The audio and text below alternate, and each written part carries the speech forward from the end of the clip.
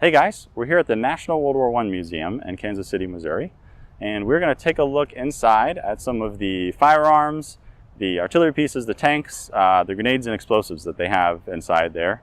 They have a really wide variety of, and some pretty rare World War I weapons in there. It's really interesting to look at.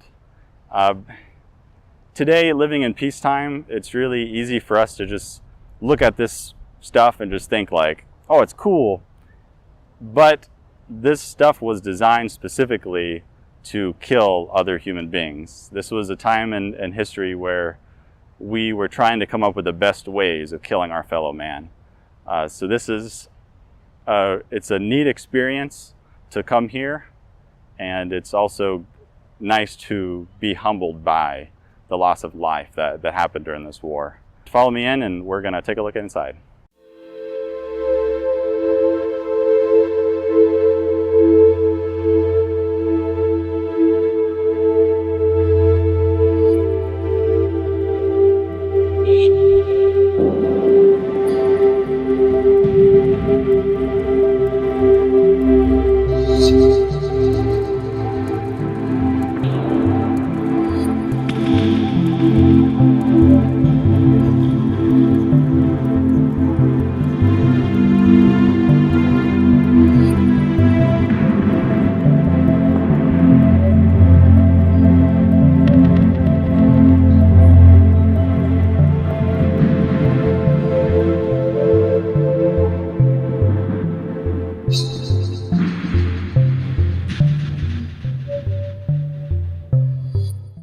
So when you see videos of like the howitzers and field artillery in World War I, it's kind of hard to scale it to modern day people. So I'm about 6'3", and just the wheel on this thing comes up to the high amount of my chest, and these guns were massive, shooting massive shells.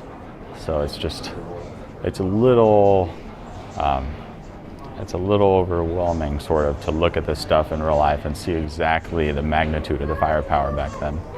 So here at the museum, they have a pretty nice display of all the main rifles from the main combatants in World War I, with the accompanying pistols to go along with each rifle.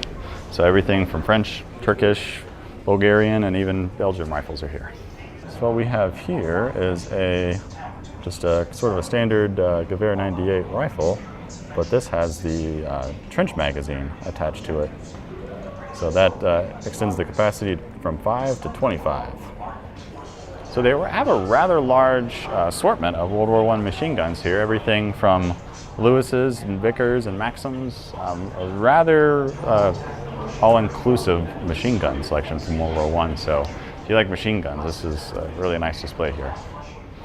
So this is a wire cutting attachment that is placed on a British SMLE for cutting the wire in no man's land. And right here we see a German Gewehr 98 sniper rifle. And if we go over here, you can probably see it better. It has the side mount, so that you can load the rifle with stripper clips while the scope is on the rifle. So here we have a French FT-17 tank, and this was probably one of the first real modern tanks because it has a turret on top that can turn and fire independently of the body. One of the interesting things like seeing this in person is that this tank overall is not that much taller than me, so it's kind of a small tank, especially when you sort of think of modern tanks or tanks, you know, of the war. It's a pretty small tank, but it's a pretty neat museum piece because this one was actually knocked out by German artillery. So it has a pretty interesting gaping hole inside of it. So there in the back, where all that's blown out, that's where it was a German 77mm artillery piece. Shot that to disable the tank. So here is the German 7.7 centimeter, the 77mm artillery piece that knocked out that FT-17 tank. Here we have a German T-Gewehr Mauser rifle. It's just huge. You don't know quite how huge until you see it in person. Here we have a couple experimental helmets. This one is a sort of what's called a Liberty Bell.